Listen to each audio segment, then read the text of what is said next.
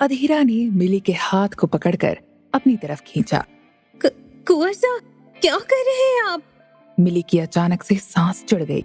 अरे डरो मत, बस मेरी बाहों में आ जाओ मिली। तुम कितनी सुंदर हो।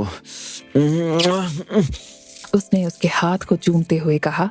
मिली ने इस बार उससे दूर होने की कोशिश नहीं की, शायद उसे भी अच्छा लग रहा था। अधीरा ने उसकी कमर को दोनों हाथों से पकड़ा और उसे अपनी ओर जोर से खींच लिया।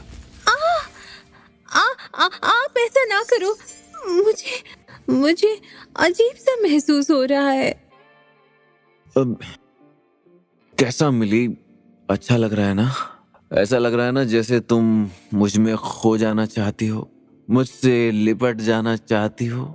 उसने कामुक होकर मिली की गर्दन को चूमा और फिर उसे अपनी बाहों में भर लिया, जिसके बाद वो जैसे ही उसके होठों को चूमने लगता है तो वो उसे फिर से रोक लेती है। इधर बाहर वे सभी डरे हुए थे। पंडित जी का भी चेहरा अब पीला पड़ चुका था। वे सब पंडित जी की ओर देखकर ये सोच रहे थे कि आखिर पंडित जी ने कल्कि का नाम क्यों लिया। क्या हुआ पंडित जी? आप मिली का नाम सुनकर चौंक क्यों गए? अरे बात ही ऐसी है, मुझे जल्दी से बताओ अधीरा का कमरा कौन सा है, वरना वो। पर पंडित जी, हुआ क्या है? बड़े ठाकुर को भी समझ ही नहीं आ रहा था, आखिर पंडित जी के चेहरे पर अचानक डर ने कैसे जगह ले ली है। ये सब बोलने में समय व्यर्थ ना गवाओ, मुझे बताओ उसका कमरा कौन सा है, जल्दी बोलो। पंडित जी ने गंगा जल से भरा एक कलश और एक रुद्राक्ष की माला ली और हवेली की तरफ दौड़ते हुए पूछा, तीसरी मंजिल पर, जल्दी आइए मेरे पीछे पीछे। रूपा पंडित जी के आगे आगे दौड़ने लगी, जिसके बाद बाकी सभी लोग भी पंडित जी के पीछे दौड़ते रहे। वे सब घबराए हुए थे। ठकुराइन, मीरा, बड़े ठाकुर और अजय सिंह सहित बाकी के लोग भी उनके पीछे पीछे दौड़ते हुए यही सोच रहे थे कि आखिर मिली का नाम सुनकर वो इतना क्यों चौंक गए हैं। हालांकि उन्हें इस बात का जरा सा भी पता नहीं था कि आखिर बात क्या है। अधीरा का कमरा बंद था। ऐसे में अधीरा को इसकी कोई परवाह नहीं थी कि कोई बाहर से अंदर देख सकता है। उसने मिली को कसकर अपनी बाहों में भरा। वो मिली के होठों को चूमने लगता है तो वो उसे रोक लेती है। क्या हुआ? रोक क्यों रही हो? किस करो ना। कुंवर साहब, कोई आ गया था। कोई नहीं आएगा, सब बाहर यज्ञ में है। तुम आओ ना मेरी जान, बहुत तड़पा हूं तुम्हारे बिना। अधीरा ने मिली को उठाकर अपनी गोद में बैठा लिया और उसके बाद उसके होठों पर लगातार किस करने लगा। मिली भी अब उसकी बाहों में पिघलने लगी।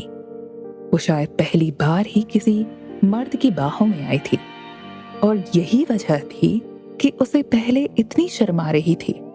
लेकिन कुछ देर बाद वो भी उसका बराबर साथ देने लगी। वो भी उसे बेतहासा चूम रही थी।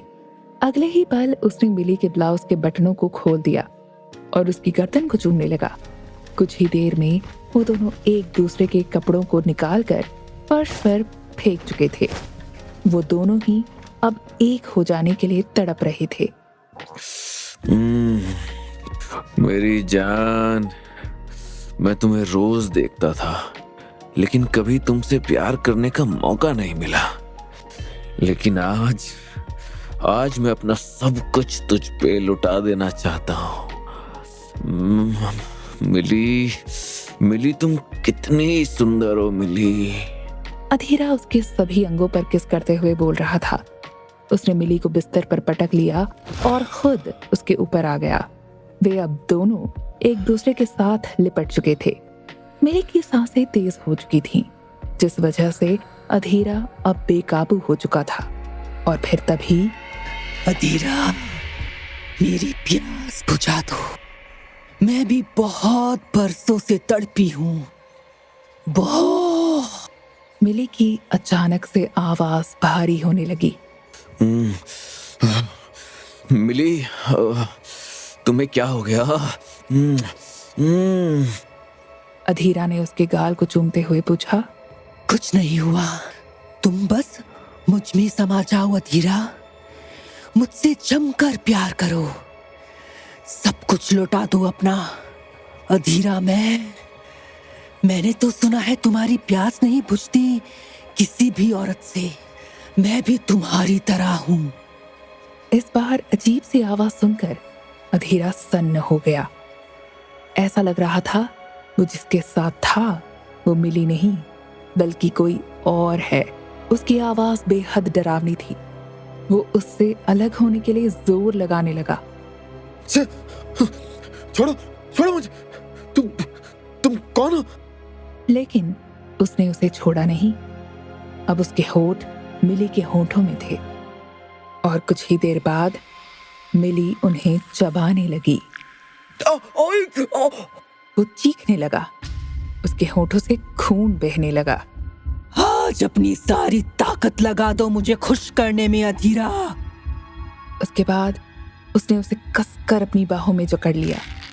वो लगातार उस पर दबाव बना रही थी।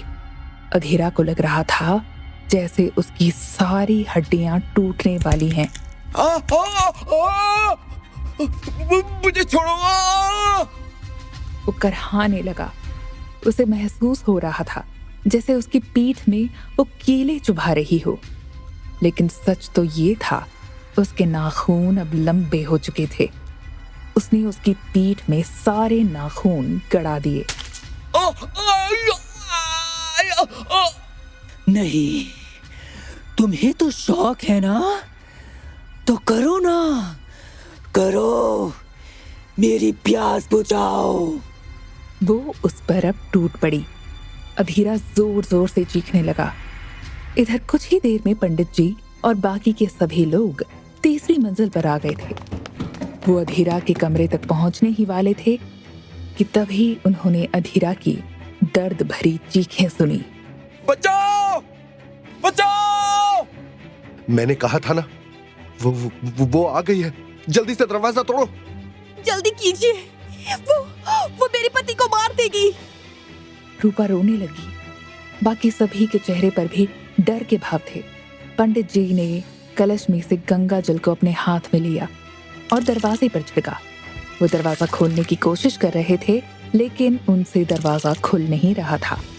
और फिर तभी उन्होंने कमरे के अंदर से डरावनी हंसी की आवाज सुनी। अब कुछ नहीं हो सकता है पंडित जी। अब मैं इसे चूस चुकी हूँ। मैंने इसकी उस मर्दानगी को खत्म कर दिया है जिस पर इसे घमंड था।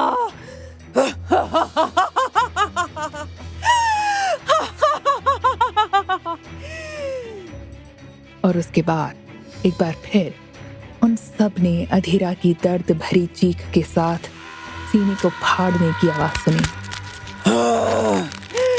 ये दिल ही तो तुम्हारा अनोखा था ना अधीरा, जो सब औरतों पर आ जाता था। कहते फिरते थे तुम तो कि तुम्हारी औरत तुम्हें खुश नहीं कर सकती, तो सोचा मैं ही मौके का फायदा उठाती हूँ। जानते तो हो ना मैं कौन हूँ? कल्कि। हर उस मर्द की तलाश में रहती हूँ जो औरतों का दीवाना होता है, जिसे हर रात को नई नई स्त्रियां चाहिए होती हैं। मैं आई थी तुम्हारे पास क्योंकि मुझे लगा तुम मेरी प्यास बुझा दोगे, लेकिन अफसोस तुम तो 2 पल भी नहीं टिक पाए। तो है तुम्हारी मर्दानगी पर।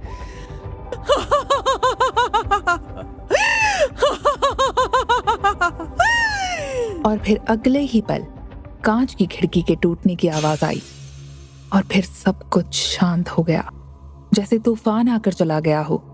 वे सब सन्न हो गए थे। कुछ देर बाद दरवाजा भी अपने आप खुल गया।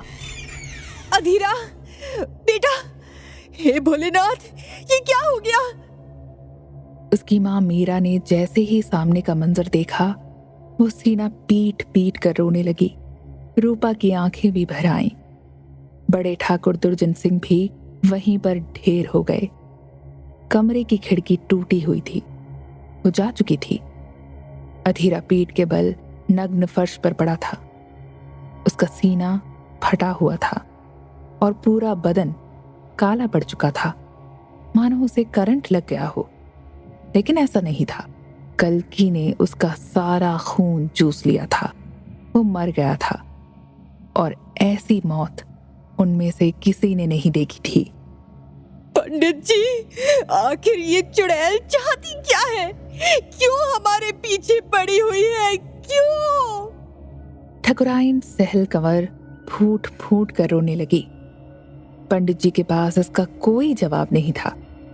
उनको बस इस बात का अफसोस था कि इतना बड़ा यज्ञ करने के बाद भी वो अधीरा को नहीं बचा सके थे।